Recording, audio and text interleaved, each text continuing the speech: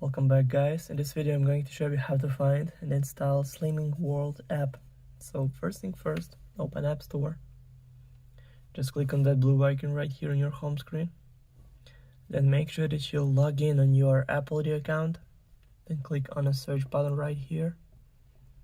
And in the search bar, typing Slimming World app and go search right here. Then scroll down a little bit until you find the app right here. So click on that, then click get, then install, then confirm installation through Face ID or Touch ID or using password from your Apple ID account. So now it's all done. The app is 60 megabytes. Also, all links will be in the description of this video. Hope you guys enjoy. Thank you for watching. Please like and subscribe for more. Bye.